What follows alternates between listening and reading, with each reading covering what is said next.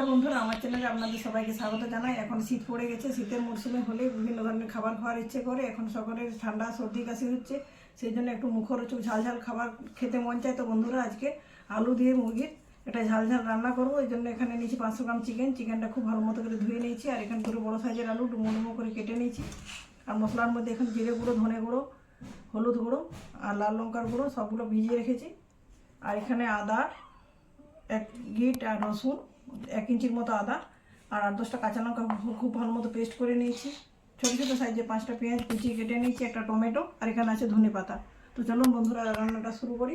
প্রথম থেকে শেষ পর্যন্ত সাথে থাকুন। তো বন্ধুরা, চিকেনটা রান্না করবো। কড়াইতে দিয়েছি সর্ষের তেলটা আগে থেকে গরম করে নিয়েছি। তার মধ্যে দিচ্ছি গোটা গরম মশলা। তেলটা খুব ভালো মতো গরম হয়ে গেছে। কেটে রাখা পেঁয়াজটা দিয়ে খুব ভালো করে ভেজে নিচ্ছি।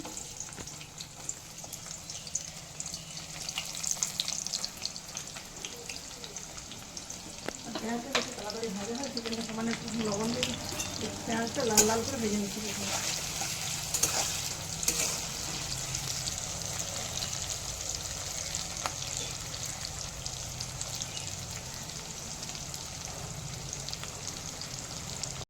বন্ধুরা, পেঁয়াজটা খুব ভালো মতো ভাজা হয়ে গেছে, লাল লাল করে। পর আদা রসুন কাঁচা লঙ্কার পেস্টটা খুব ভালো মতো ভেজে নিচ্ছি যাতে কাঁচা গন্ধটা চলে যায়।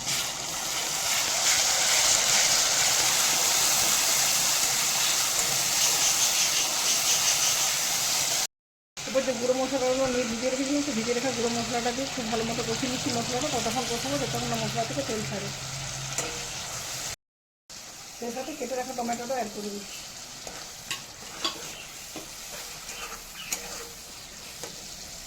দিয়ে দিচ্ছি লবণ।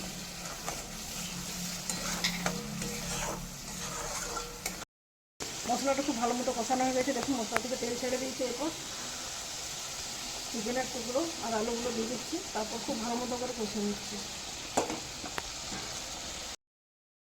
তো বন্ধুরা, দেখুন 7-8 মিনিট সময় ধরে খুব ভালো মতো করে মশলার সাথে আলু আর চিকেনটা কষিয়ে নিয়েছি। চিকেন থেকে তেল ছেড়ে দিয়েছে, চিকেনটা খুব ভালো মতো কষানো হয়ে গেছে। এবারে কিচেন কিং মশলা দিচ্ছি এখানে 1 চামচের মতো। আমি এখানে ডাইরেক্ট প্যাকেট থেকে ঢেলে নিচ্ছি। আপনারা যদি কন্টেনারে ঢেলে ব্যবহার করেন সবসময় শুকনো চামচ দিয়ে মশলাটা নেবেন। ভিজে চামচ দিলে মশলাটা খারাপ হয়ে যায়। যে বাটিতে মশলাটা ভিজিয়েছিলাম সে বাটি দিয়ে একটু জল দিয়ে দিচ্ছি 1-1.5 মিনিটের মতো। এরপর একটু কষিয়ে নিচ্ছি, তারপর একটু জল ঢেলে দেবো এটাতে। তো বন্ধুরা, দেখুন কিচেন কিং মশলা দেওয়ার পর এটা 2 মিনিটের মতো কষিয়ে নিচ্ছি। এরপর আমি জল ঢেলে দিচ্ছি।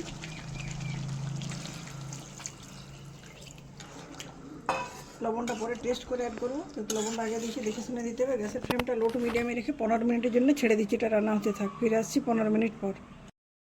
বন্ধুরা, দেখুন চিকেনটা আমার রান্না হয়ে যাওয়ার পর গ্যাসের ফ্লেমটা অফ করে আমি বাড়িতে নিয়ে চলে আসছি রুমের মধ্যে। তারপর এটা ঢেকে রেখে দিয়েছিলাম। তো ঢাকা খুলে দেখাচ্ছি, দেখুন কি দুর্দান্ত কালার হয়েছে। আর ঢাকা দেওয়ার আগে কিছুটা ধনে পাতার মধ্যে ছড়িয়ে ঢাকা দিয়ে দিয়েছিলাম। সেটা মিনিট 5 হবে। তার মধ্যে ধনে পাতার গন্ধটা যাতে চারদিকে ছড়িয়ে যায়।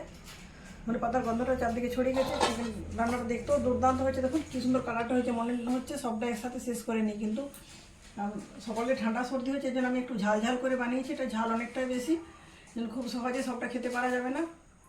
বন্ধুরা, আমরা যেমন পোশাক পরার ক্ষেত্রে নিজের পছন্দ যেটা সেটা করি, সেরকম খাবার খাওয়ার ক্ষেত্রে যে খাবারটা খেতে পছন্দ করি সেই খাবারটার সাথে আমি খাবো। আমি আজকে এটা লুচির সাথে সার্ভ করছি। আপনি চাইলে ভাত রুটি যে কোনো কিছু খাবারের সাথে খেতে পারেন, সেটা আপনার পছন্দ অনুযায়ী।